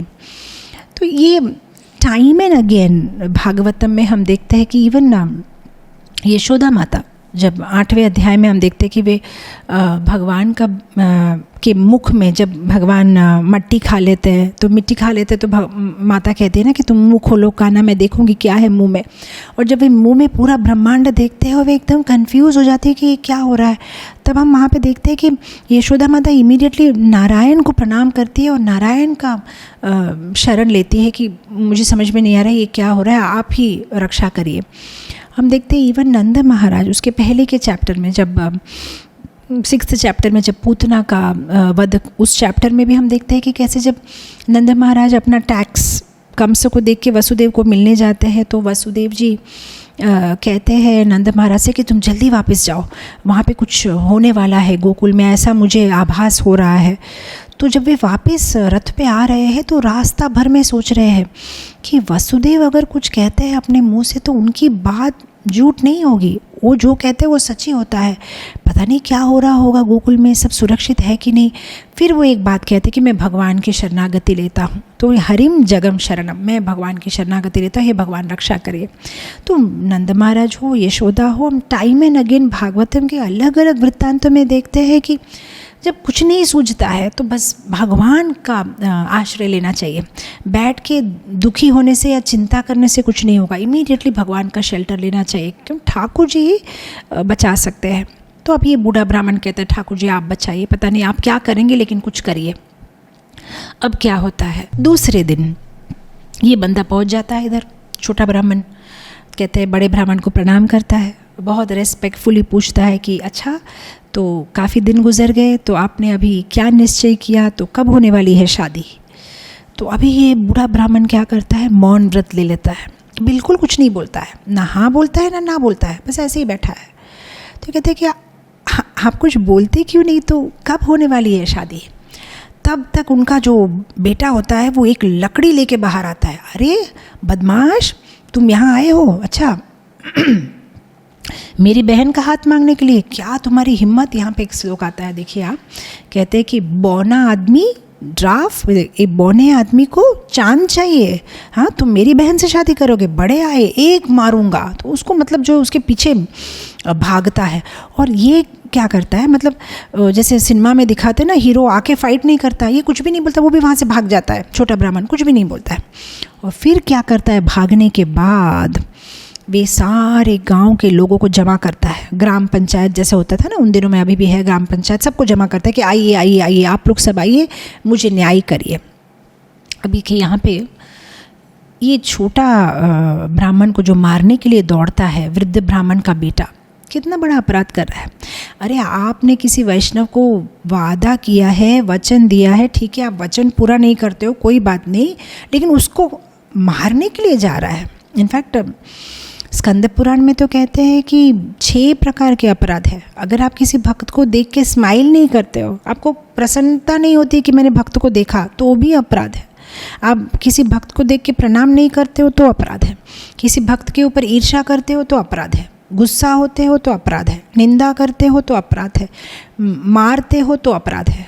तो स्माइल भी नहीं करे तो अपराध है। तो यहाँ तो ये मारने के लिए दौड़ा है। और ये कितना बुद्धिमान है देखिए, छोटा ब्राह्मण चाहता तो वो भी यंग है, नवयुवक है, वो भी पीछे मार सकता था, लेकिन नहीं, उन्होंने इमीडिएटली उसने क्या किया, जो बड़े बुजुर्ग है उनकी शरणागति ली। ये भक्तों का सिम्टम है। जब ऐसी कोई परिस्थिति हमारे जीवन में आए जहाँ पे अगर हम रिटेलिएट करेंगे या क्या कहते हैं ना, हम प्रतिकार करेंगे तो अपराध हो जाएगा, तो हमें केयरफुल रहना चाहिए, ऐसी जगह में जाना ही नहीं। इमीडिएटली जो वरिष्ठ वैष्णव होते हैं, हमसे सीनियर होते हैं, उनका आश्रय लेना चाहिए। प्रभु जी अब क्या करें बताइए, ऐसा ऐसा हो गया है, अब हम क्या करें आगे। तो उसमें क्या होता है, हम वैष्णव अपराध भी नहीं करते और वरिष्ठ वैष्णवों के एक्सपीरियंस से हम जो है हमारा स्टेप आगे ले सकते हैं। तो ये काफ़ी स्मार्ट है, सबको बुला के लेके आता है। अब यहाँ पे इनफैक्ट काफ़ी इंटरेस्टिंग है, अगर हम धीरे धीरे जाए तो बहुत सुंदर तरीके से कह सकते हैं, but of course I think time हो चुका है तो थोड़ा सा स्पीड में जाएंगे। तो अभी सबको अपना बात बताता है कि देखिए ऐसा ऐसा हुआ और उन्होंने मुझे वादा किया। अब ये जो वृद्ध ब्राह्मण के बच्चे हैं, ये क्या करना शुरू करते हैं, उसके ऊपर में गलत गलत इल्ज़ाम लगाना शुरू करते हैं। कहते सुनिए सुनिए गाँव वाले, इसने क्या किया था, ये बहुत चालाक आदमी है, इसने देखा तीर्थ यात्रा के समय कि हमारे पिताजी बहुत धनी हैं, इनके पास में बहुत पैसा है, इसलिए इन्होंने इस नवयुवक ने क्या किया, हमारे पिताजी को एक क्या कहते हैं एक दवा खिला दी। एक यहाँ पे लिखा है एक द्रुत ना क्या है, एक ये होता है, बोलता वो उनको खिला दिया तो हमारे पिताजी जो है एकदम बेभान जैसे बेहोश जैसे हो गए। और उस टाइम पे इसने सारा पैसा मेरा पिताजी का ले लिया। और सारा पैसा ही नहीं लिया, उससे वादा भी करवा लिया कि बोलो बोलो तुम्हारी बेटी को तुम दोगे कि नहीं दोगे। तो मेरे पिताजी ने कह दिया। तो ये है सिचुएशन। अब आप ही न्याय करिए, हम कुछ नहीं बोलेंगे, आप ही न्याय करिए। क्या इसने सही किया मेरे पिताजी के साथ जो किया? क्योंकि वे वृद्ध है, वे अकेले हैं, उस पर अटैक किया और ऐसा किया, क्या ये सही किया? अब गांव वाले सोच रहे हैं कि हो सकता है, क्योंकि धन को देखने से तो किसी का भी मन डिस्टर्ब हो सकता है। हो सकता है जब उसने देखा कि इतना धन है और इसने कभी अपने जीवन में धन देखा नहीं, तो किया होगा उसने, सारा धन ले लिया होगा। और एक चीज़ होता है, जब धन आ जाता है ना, तब और भी सारे डिज़ायर्स निकलते हैं। मतलब क्या कहते हैं ना, जैसे जब बहुत ज़्यादा धन बढ़ जाता है तो अच्छे से अच्छा आदमी भी 4 नियम तोड़ देता है। तो उसका प्रूफ हमारे शास्त्र में है कि कैसे नल कुबेर और मणिग्रीव कुबेर के बेटे थे, लेकिन धन ज़्यादा हो गया तो क्या किया? इंटॉक्सिकेशन, व्यसन, वे पूरे पिए हुए थे जब नारद मुनि उनको मिलते हैं। हम देखते हैं दशरथ महाराज जो भगवान के पिताजी है, उन्होंने क्या किया? श्रवण कुमार को मार दिया। कैसे मार दिया? उनको लगा था कि हाँ हिरण है, बट उन्हें केयरफुल होना चाहिए था। एज ए क्षत्रिय उनको चेक करना चाहिए, ऐसे किसी को मार नहीं सकते।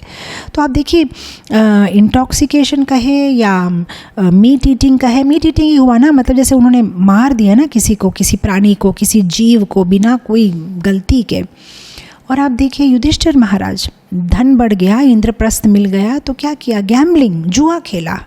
तो उन्होंने भी एक नियम का क्या कहते हैं उल्लंघन किया। और रावण तो इतना शास्त्र जानता था। अभी भी हम अगर वाराणसी जाए तो ऋग्वेदा पे रावण की कमेंट्री अगर आपको चाहिए, आप पूछिए, दुकान में मिल जाएगी। उन्होंने क्या कहते हैं कमेंट्रीज लिखी है रावण ने शास्त्र के ऊपर में, इतना ज्ञान था। लेकिन अभद्र स्त्री संग, उसको सीता माता ही नहीं, उसे हर स्त्री के ऊपर में क्या कहते हैं ऐसे खराब दृष्टि से देखता था और उन्हें अपनी पत्नी बनाने की कोशिश करता था। तो अभद्र स्त्री संग या जुआ खेलना, नशा करना, मांस खाना, ये सारे नियम ब्रेक हो जाते हैं जब धन बढ़ जाता है। तो अब ये भी सोच रहे मन में कि हाँ हो सकता है इसने सारा धन ले लिया होगा, और धन लेने के बाद में उसमें इच्छा पैदा हुई होगी कि अरे धन ही क्यों, मुझे उसकी बेटी भी चाहिए। तो सब ऑलमोस्ट ऑल कन्विंस्ड हो गए। अब ये छोटा ब्राह्मण सी प्रभुपाद जी इसलिए कहते हैं ना कि 2 चीज़ें बहुत केयरफुल रहना चाहिए, धन एंड अपोजिट सेक्स, मतलब पुरुष के लिए नारी और नारी के लिए पुरुष।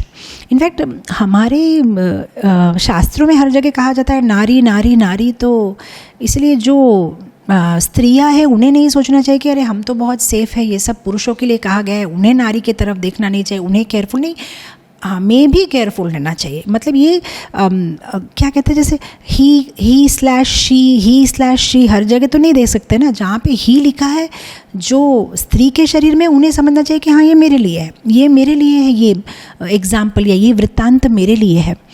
तो इनफैक्ट अगर आप ये हमारे भक्तों का क्लोज कॉन्ग्रीगेशन है तो इसीलिए बात शेयर करिए। अगर हमारे इस्कॉन में भी आप देखिए कि अगर कोई भी भक्त का पतन हुआ है तो केवल 2 कारण से, आइदर ऑफ वन, या तो हम सुनेंगे कि शादी कर ली अपने आश्रम से या पथभ्रष्ट हो गए, या हम देखेंगे कि पैसा का कुछ गफला हुआ या पैसा के ऊपर में कुछ ग्रीड बढ़ गया। बस ये 2 ही कारण होते हैं, और आप कोई भी कारण नहीं देखोगे किसी के भी फॉल डाउन का या पथभ्रष्ट होने का। तो कितना केयरफुल हमें होना चाहिए पैसे से, और अपोजिट सेक्स जो अपोजिट जेंडर से हमें कितना केयरफुल रहना चाहिए।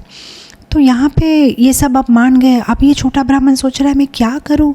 तो अभी फिर बोलते प्लीज़ 1 मिनट मेरी बात सुनिए, ये आदमी झूठ बोल रहा है, मैंने ऐसा कुछ नहीं किया, मैंने सेवा की, मेरी सेवा से ये ब्राह्मण खुश हुए, इसलिए उन्होंने मुझे वादा किया कि उनकी बेटी से मेरी शादी कराएंगे, और इसके साक्षी गोपाल है, भगवान के सामने ये बात उसने कही थी। इमीडिएटली वो बूढ़े लोगों ने पकड़ लिया, अच्छा भगवान के सामने कही थी तो अब क्या भगवान आके साक्षी देंगे। तो अब ये छोटा ब्राह्मण कहता हाँ क्यों नहीं देंगे, ये तो आपने अच्छी बात कही, ठीक है मैं भगवान को बुला के लाता हूँ, भगवान साक्षी देंगे, भगवान के सामने वादा किया था। अब ये सारे हंसने लगे कि इसकी बातें तो सुनो, भगवान को लेके आएगा, अच्छा ठीक है जाओ तुम भगवान को लेके आओ, ठीक है अगर तुम भगवान को लेके आओगे ना तो तुम्हारी शादी करा देंगे, ठीक है अब तो तुम खुश हो। तो ये तुम सब मजाक सोच रहे कि ये क्या भगवान को लेके आएगा, लेकिन ये काफ़ी सीरियस है। कहता ठीक है अगर मैं भगवान को लेके आ गया उसके बाद में अगर आप मुकर जाओगे तो अभी का भी पेपर पे साइन करके दे दो कि अगर मैं भगवान को लेके आया तो मेरी शादी करवा देंगे। तो वो सब लोग कहते ठीक है लेके आओ पेपर, अभी हम सब जाओ, जितने भी यहाँ पे बैठे हुए हम सब गवाह, हम साइन कर रहे हैं। और ये जो ओल्ड ब्राह्मण जो था, जो वृद्ध ब्राह्मण था, वो बहुत खुश हो गया। वो इमीडिएटली, अब तक मौन व्रत में था, कुछ नहीं बोल रहा है, अब वो बोला कि हाँ मैं भी तैयार हूँ, अगर वो भगवान को लेके आता है तो मैं अपनी बेटी को दे दूँगा। अब से यहाँ पे सबके अलग अलग दृष्टिकोण ये 3 श्लोक में दिए हुए हैं सुंदर तरीके से।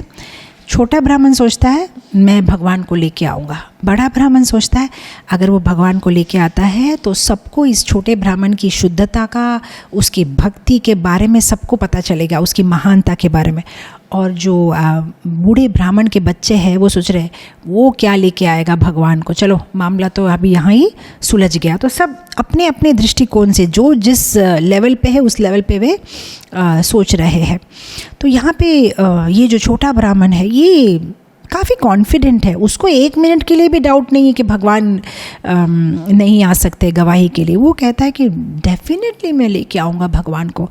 इनफैक्ट भगवान तो हर चीज़ के साक्षी है। हम देखें भगवद गीता के 9वें अध्याय के 18वें श्लोक में भगवान कहते हैं गतिर भर्ता प्रभु साक्षी निवासा, मैं स्वामी हूँ, मैं ही साक्षी हूँ, मैं ही पालनहार हूँ। ऐसे भगवान खुद कहते हैं कि मैं साक्षी हूँ। ये बहुत बड़ी बात है। एज ए साधक हमें भी ये पूर्ण विश्वास होना चाहिए कि मेरे जीवन में जो भी घट रहा है, मैं जो भी कर रही हूँ उसके साक्षी भगवान है। मतलब हम ये 9वें अध्याय का ये श्लोक तो पढ़ लेते हैं जहाँ पे भगवान कहते हैं कि मैं साक्षी हूँ, लेकिन हम दिल से मानते नहीं है कि भगवान साक्षी है। अगर हम दिल से मानते हैं कि हाँ भगवान साक्षी है तो हम डरेंगे कुछ भी गलत करते हुए, क्योंकि हमें डर लगेगा। जिस तरह से जब हम कोई डिपार्टमेंटल स्टोर में जाते हैं तो वहाँ पे लिखा रहता है this shop is under CCTV surveillance, CCTV लगा हुआ है, ध्यान से कोई भी चीज़ छुओगे कुछ भी करोगे लोगे कैमरा में आ जाएगा। उस तरह से भक्तों को सब समय ये मन में होना चाहिए कि कृष्णा देख रहे हैं मुझे, मैं गलत बात कर रही हूँ, अगर मैं वैष्णव अपराध कर रही हूँ, अगर मैं किसी पे ईर्ष्या कर रही हूँ, क्योंकि लोग तो शायद बाहर से मुझे देख सकते हैं लेकिन ठाकुर जी तो अंदर से भी देख सकते हैं कि मैं क्या सोच रही हूँ, अंदर में मेरे कैसे भाव है। मैं सामने शायद दंडवत प्रणाम कर रही हूँ लेकिन अंदर में मुझे उस भक्त के बारे में पता नहीं कैसे कैसे भाव है। शायद मैं उनके लिए मेरे पास बिल्कुल रेस्पेक्ट नहीं है, लेकिन वो अध्यक्ष है तो बस मैं प्रणाम कर रही हूँ। तो ऐसे भगवान तो हर चीज़ जानते हैं और वो अंदर से हमें देखते हैं। तो ये विश्वास हमें होना चाहिए कि कृष्णा इज़ वॉचिंग मी, भगवान साक्षी है। केवल उस नवयुवक ब्राह्मण के साक्षी नहीं है, भगवान हमारे भी साक्षी है। रोज़ देख रहे हैं, प्रति एवरी सेकंड हमें देख रहे हैं कि हम क्या कर रहे हैं और उसका नोट ले रहे हैं भगवान।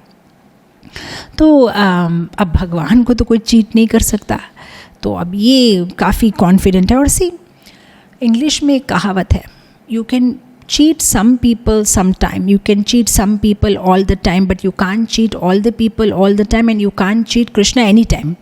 मतलब कुछ लोग ऐसे बेवकूफ़ होते हैं उनको हमेशा उल्लू बना सकते हो, कुछ लोगों को आप कभी कभी उल्लू बना सकते हो, कुछ लोग इतने मूर्ख होते हैं आप हमेशा उल्लू बना सकते हैं कुछ लोग, और लेकिन सब लोग को सब समय उल्लू नहीं बना सकते और भगवान को तो कभी भी उल्लू नहीं बना सकते। मतलब आप उनको बिल्कुल जो है चीट नहीं कर सकते हो, क्योंकि भगवान भगवान है और वो हर चीज़ देख रहे हैं, अंतर्यामी है।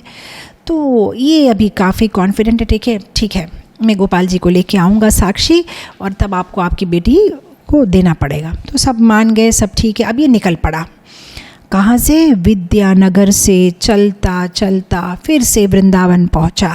वृंदावन में गोपाल जी के पास में गया, गोपाल जी के सामने खड़ा रह गया कि ठाकुर जी मेरी मदद करो, मैंने आपसे कहा था ना कि अगर समय पड़ने पे आपको गवाही देनी पड़ेगी। तो और एक पॉइंट मुझे काफ़ी अच्छा लगा कि जब वो निकलता है ना वहाँ से, सब ग्राम पंचायत के लोग बैठे हैं, तो वो एक सुंदर बात कहता है कि इस बूढ़े ब्राह्मण की कोई गलती नहीं है, वे अपने परिवार के स्वजनों को मरने से बचाने के लिए ऐसा कह रहा है, लेकिन ये बहुत अच्छा है। और अगर मैं आज गोपाल जी को लेके भी आऊँगा वृंदावन से तो इनके वजह से लेके आऊँगा, क्योंकि ये पुण्यशाली है, इनकी कृपा से लेके आऊँगा। तो ये बात मुझे बहुत अच्छी लगी, क्योंकि कभी कभी अपेरेंटली अगर हमें कोई वैष्णव अच्छा भी लगता है हमें उन पे बहुत रिस्पेक्ट है, लेकिन वे जब हमारे रॉन्ग साइड में आते हैं ना तो हमारी सारी रिस्पेक्ट गुल हो जाती है 1 मिनट में। फॉरगेट इट, क्या समझ रहे हैं अपने आप को, हम सब कुछ भूल जाते हैं। यहाँ पे इसके साथ में कितना अन्याय हो रहा है। बड़ा ब्राह्मण मुकर गया कि मुझे याद नहीं मैंने क्या कहा, छोटा बच्चे जो ब्राह्मण के जो बच्चे थे वे उसको मार रहे हैं, लोग उसकी मजाक उड़ा रहे हैं, सब कुछ हो रहा है, लेकिन उसका मान बड़े ब्राह्मण पे इतना भी कम नहीं हुआ। वो उसकी परिस्थिति समझ सक रहा है। ये कितनी इम्पॉर्टेंट बात है। एज ए डिवोटी हमें भी हमेशा दूसरों को बेनिफिट ऑफ डाउट देना चाहिए। इवन अगर हमें लग रहा है, एकदम क्लियरली दिखाई दे रहा है कि हमारे साथ ये भक्त अन्याय कर रहा है, हमें सोचना चाहिए। पॉज, जैसे होता है ना VCD में, वो VCR में हम लोग दबाते पॉज का बटन। गलत विचार करने से पहले हमें एक बार पॉज। हो सकता है सच्चाई क्या है उन्हें पता नहीं है, हो सकता है वे सच्चाई को किसी और दृष्टिकोण से देख रहे हैं, हो सकता है ये चीज़ करने में उनका कोई और कारण होगा, हो सकता है एज ऑफ नाउ इस चीज़ का कंड्यूसिव नहीं है। ऐसी बेनिफिट ऑफ डाउट देनी चाहिए वैष्णव अपराध करने से पहले, किसी को भी गलत मानने से पहले कि नहीं पता नहीं, मुझे पता नहीं उनकी क्या परिस्थिति है, उनके बिहाइंड द टेबल उनके और से क्या हो रहा है मुझे पता नहीं है। शायद मैं 9 देख रहा हूँ, वो 6 देख रहे हैं। तो उस तरह से अगर हम बेनिफिट ऑफ डाउट देंगे तो हम वैष्णव अपराध नहीं करेंगे। अदरवाइज है ना, हम बहुत जल्दी जजमेंटल हो जाते हैं। किसी भी लोग के बारे में बस कुछ भी सोच लेते हैं, बस 2 मिनट में ये ऐसा ही होगा। रिसेंटली मैं द्वारका गई थी, तो द्वारकाधीश के दर्शन जब हम करते हैं ना तो वहाँ पे वो लेडीज़ पुलिस होती है ना, बहुत हमें ज़बरदस्ती जल्दी करो, मतलब किसी को खड़ा नहीं रहने देती। तो मेरे मन में ऐसी बात आई कि अरे कैसा है ये लेडी, कैसी है, किसी को दर्शन नहीं, इसको भक्ति बोल के कुछ है नहीं क्या। एक तो वो तो भगवान की तरफ देखती नहीं, वो तो ऐसा उल्टा खड़ी रहती है और हमें भी देखने नहीं देती है, और इतना मतलब घंटे से खड़ी है, मुझे लगता नहीं वो एक बार भी भगवान का दर्शन करती हो। ऐसे बहुत सारे विचार मेरे मन में आ गए जो गलत थे, ऐसा मेरे मन में विचार नहीं आना चाहिए था। बाद में जब मैं शाम का दर्शन करने गई शयन दर्शन में, तो मैंने देखा कि उसकी ड्यूटी हो गई थी वो लेडी पुलिस की, और वो नॉर्मल अपने सिविल ड्रेस में थी और भगवान के सामने खड़े रह के हाथ जोड़ के कितनी सुंदर तरीके से भगवान को प्रार्थना कर रहे थे। तब मेरे दिमाग में आया कि अरे बाप रे, वो अपनी ड्यूटी कर रही थी और मैंने कितना कुछ सोच लिया उसके बारे में। ये लोग ऐसे ही है, ये लोग क्या कर रहे हैं, थोड़ा तो ये करना चाहिए, हम लोग इतनी दूर से आए हैं, ठाकुर जी को 2 मिनट देख लेंगे तो क्या होगा, पीछे तो मेरे लाइन में कोई है भी नहीं रश, फिर भी वो बोल रही है जल्दी से यहाँ से निकलो। कितना कुछ मैंने सोचा, लेकिन उसमें भी भक्ति है, वो भी भगवान को प्यार करती है, वो केवल अपनी ड्यूटी कर रही है। तो कभी कभी इवन तो हम लोग डिवोटीज़ हैं, हम बहुत जल्दी किसी के ऊपर में भी जजमेंट कर देते, ये ऐसा ही होगा, ऐसा मुझे दिखाई दिया ना, इसने ऐसा किया था ना, वो ऐसा ही है, उसका परिवार भी ऐसा है, उसके मम्मी भी ऐसे है, उसके ऐसा हम बहुत कुछ सोचने लगते हैं। बट हमें केयरफुल रहना चाहिए।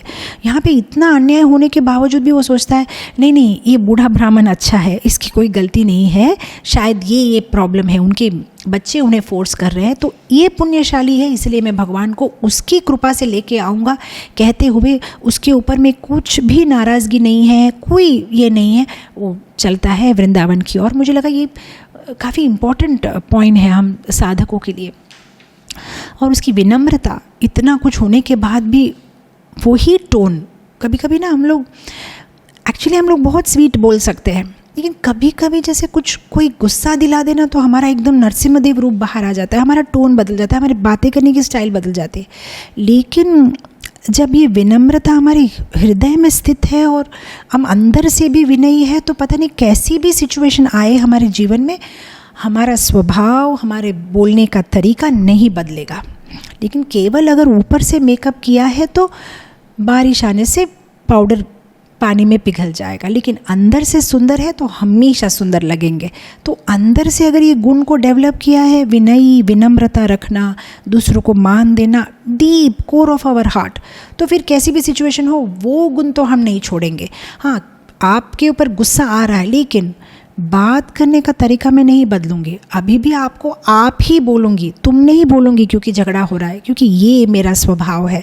तो हम हमारे स्वभाव पे, हमारे गुण पे हमें टिक के रहना चाहिए। मुझे एक जोक, मैं जब छोटी थी ना तो एक चॉकलेट नहीं, क्या कहते हैं उसको, लॉजेंस आता था, पान पसंद, गुस्से में वो कहती है, और फिर वो एडवर्टाइजमेंट में दिखाते हैं कि अगर वो पान पसंद खाने से वो ही बात अब प्यार से कहेगी।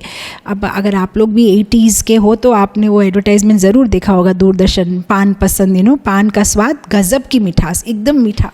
तो उस तरह से जो वैष्णव है उसको ये पान पसंद वाला मामला होना चाहिए कि हाँ ठीक है, मैं अभी गुस्सा हूँ लेकिन बात तो मैं उसी तरह से करूँगा, अभी भी मैं उतना ही रेस्पेक्टफुल रहूँगा।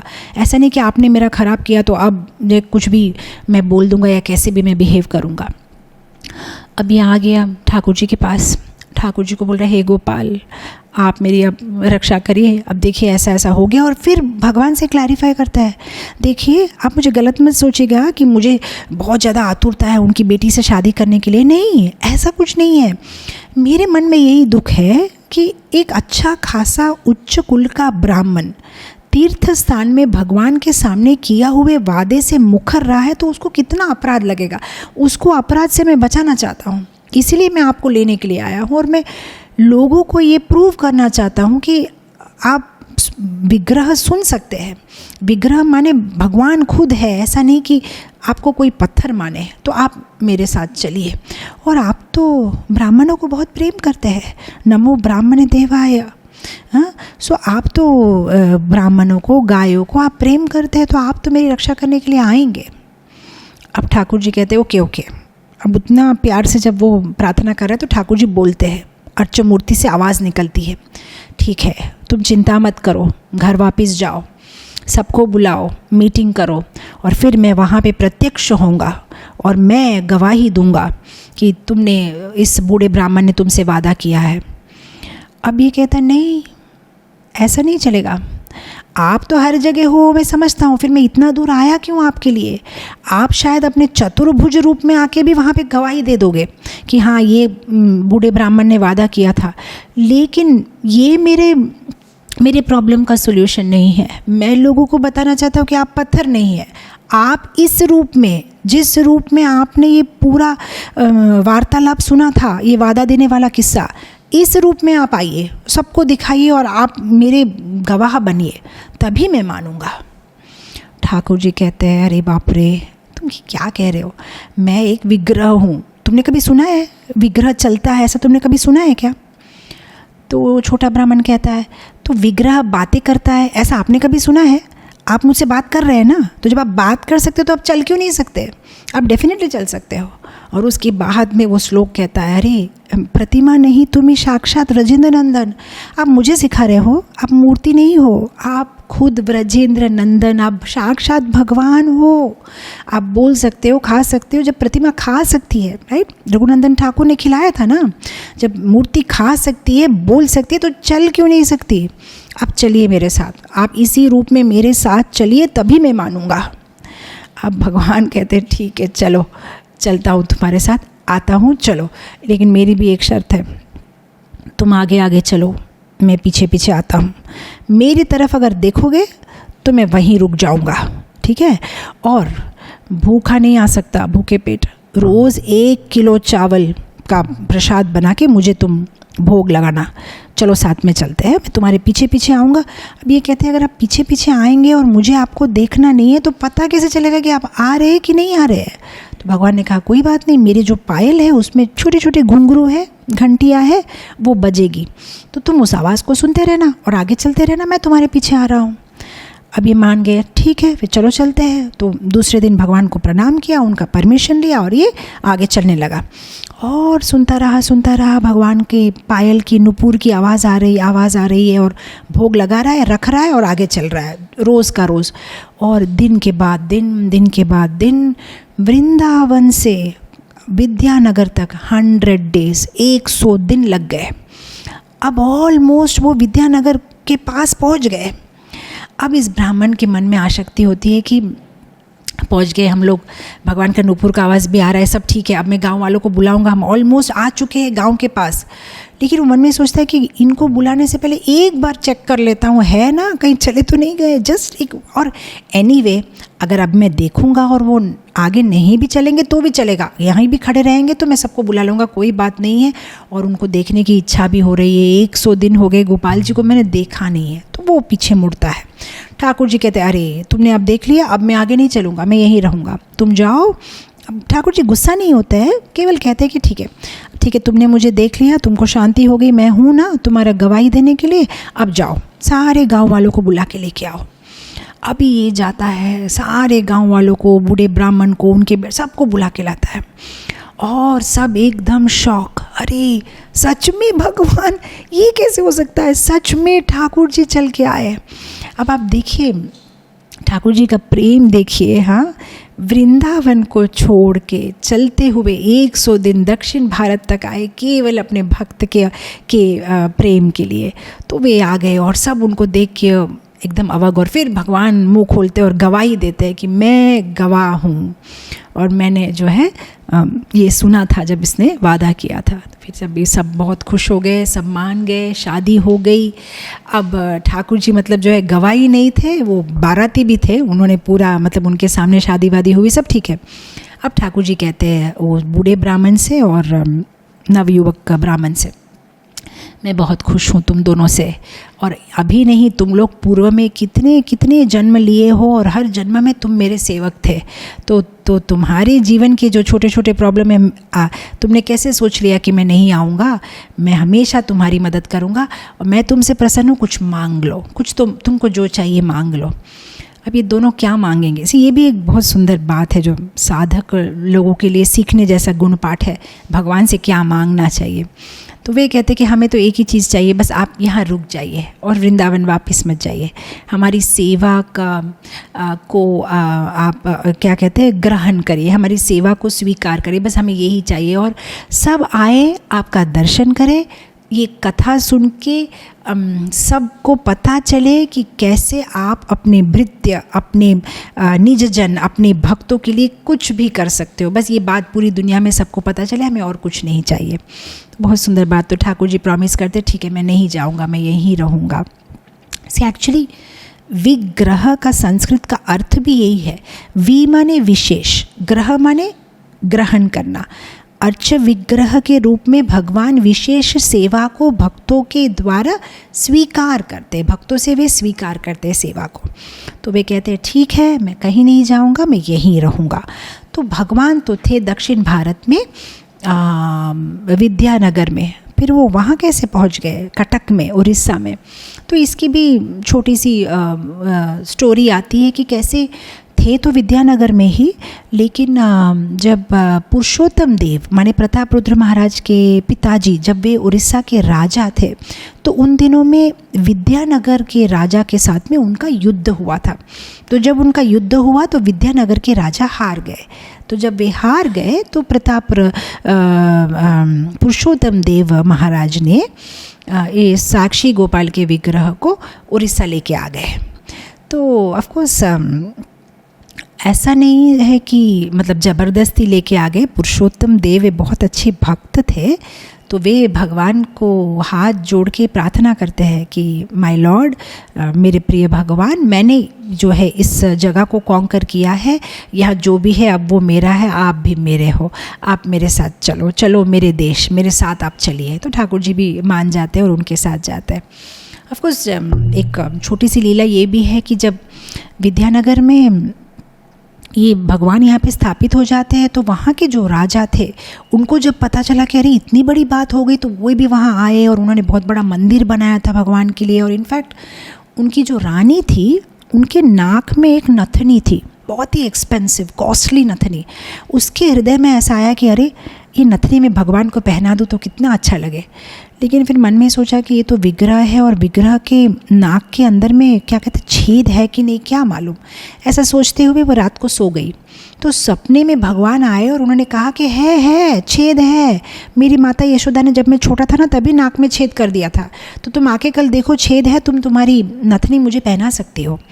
तो फिर दूसरे दिन दोनों राजा और रानी भागते हैं और साक्षी गोपाल के विग्रह को देखते कि हाँ छेद है, और फिर रानी जो है अपनी नथनी ठाकुर जी को प्रेम से, ये भक्तों का प्रेम में है। अब यहाँ पे ये हम फॉल्ट नहीं निकाल सकते कि अपनी यूज़ की हुई चीज़ भगवान को कैसे दे दी, ये सारी तर्क की, ये प्रेम है बस, भक्त का प्रेम कि नहीं ये मेरे ऊपर नहीं, ये तो भगवान के ऊपर में ज़्यादा अच्छी लगेगी, तो वो ठाकुर जी को देते। तो उस तरह से जो है विद्यानगर में जो ठाकुर जी थे वे पहुंच गए कटक में। और आज भी हम जब जगन्नाथपुरी जाते हैं तो वहाँ पे हम साक्षी गोपाल के दर्शन हमें मिल सकते हैं। और ये पूरी कथा कौन कह रहा है? ये पूरी कथा नित्यानंद प्रभु कह रहे हैं। किन को? चैतन्य महाप्रभु को। और सारे भक्तगण सुन रहे, आनंद कर रहे। और लास्ट के इस चैप्टर के श्लोक में कहते हैं कि इतना सुंदर दृश्य है, ऑल्टर में साक्षी गोपाल है और ऑल्टर के बाहर भी ठाकुर जी है, और भक्त कभी इनको देख रहे हैं तो कभी उनको देख रहे हैं, और दोनों को देख के दोनों सारे भक्त बहुत ही आनंद ले रहे हैं। और लास्ट श्लोक में कहा गया है कि जो वहाँ के राजा थे उन्होंने नाम दिया साक्षी गोपाल। कहा आज से ये गोपाल नहीं है, ये साक्षी गोपाल है, जिसने साक्षी दी, जिसने गवाही दी अपने भक्त के लिए। और लास्ट श्लोक में कृष्णदास कविराज गोस्वामी कहते हैं, जो इस गोपाल जी की कथा को प्रेम से, भाव से, श्रद्धा से सुनता है, बहुत ही जल्दी वे गोपाल जी के चरण को प्राप्त करेगा। तो ऐसा इसकी फलश्रुति है कि अगर हम प्रेम से और भाव से सुनते हैं तो हमें गोपाल जी के आश्रय प्राप्त होगा। और ऐसा कहते हुए कृष्णदास कविराज गोस्वामी इस अध्याय को एंड करके कहते हैं, श्री रूप रघुनाथ पदे यार आशा, चैतन्य चरित्रामृत कहे कृष्णदास। बस रूप रघुनाथ के चरण कमलों की प्रार्थना करते हुए ये कृष्णदास चैतन्य चरितामृतम की में ये कथा सुना रहा है, उनके फुट स्टेप्स को फॉलो करते हुए। और ऐसा कहते हुए इस चैप्टर को वे कंप्लीट करते हैं। तो thank you so much devotees, patiently ये पूरी कथा सुनने के लिए। And I hope that it helps you in some or the other way in our day to day life. Thank you so much. Hare Krishna. Jagat Guru Srila Prabhupada की जय।